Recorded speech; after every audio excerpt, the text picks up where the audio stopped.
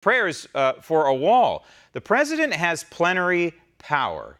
And this is a moment in time where we ought to consider the president using these plenary powers. In fact, the president mused about it on Twitter. He said, if the Democrats do not give us the votes to secure our country, the military will build the remaining sections of the wall. Why not? It was just revealed today, Jeff, that the president has information that they arrested, what was it, a half a dozen terrorists at the border? So they're not all coming here to work. Why not employ the military? We did it, dozens of years ago and built this corrugated fencing along. It was the Army Corps of Engineers that built this corrugated fencing that exists still today, that they're ripping apart and going through. Why not employ the military? Well, if you're serious about border security, you need to have a secure border. And, obviously this is a political issue as well, but part of border security has to include a wall. The facts are the facts. When you build a wall, you'll see that the center of gravity shifts from those that want to illegally enter the country to another part. So, of course, it works. And so the president, of course, has the authority as the commander in chief to deal with threats to the external threats to the United States. And, depending on how big the threat is perceived and how big it becomes, the president has unilateral authority to use the military. But he certainly is using the military in a way that the military right now is not really designed to be used. That's what our border agents are supposed to do, but they're stretched too thin. So, the president's making these very hard determinations. And then, of course, as you know, we have the Posse Comitatus Act. We have the domestic rule of law in terms of what law enforcement can do. And then we have a different set of rules for what the military can and can't do. So it's very confusing for a lot of people. The Congress is adding to that confusion. It is. And I would argue that Congress is abdicating its job. It's Article I duty to secure the border and repel invasions, which is what we are seeing at the border. And then we have the third branch of government that's gone completely rogue in some cases, with these federal court judges are shutting down efforts by the president to execute the laws of the land. And I've argued on this program, maybe it's time to declare a national emergency. The president does have awesome powers to declare such a thing, because when you look at it, the troops at the border right now, their hands are tied.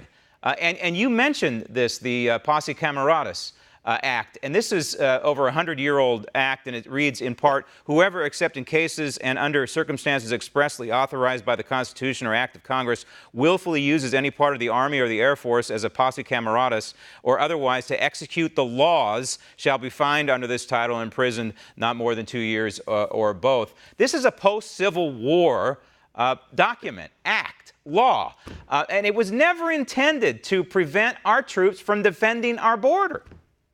No, it wasn't. In fact, the history of the Posse Comitatus Act, no one has ever been prosecuted. No one's ever been fined in the years since it's been passed. But it's become incorporated into our rule of law, if you will, for the military, where we cannot engage in arrests or searches and seizures. But we can do about everything else.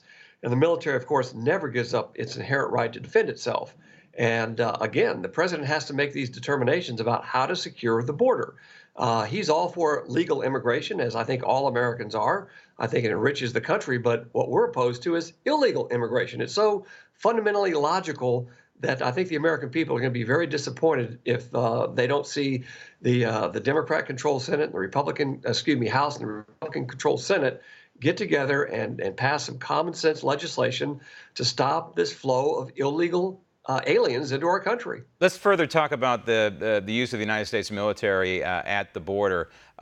There's a cabinet order out there issued by John Kelly, the chief of staff for President Trump, and it reads, the Department of Defense military personnel to protect border agents, including a show or use of force, including lethal force where necessary, crowd control, temporary detention, and cursory search. What about, Jeff, the use of force, deadly force or otherwise, by the United States military, especially when you have these laws that exist that kind of tie their hands?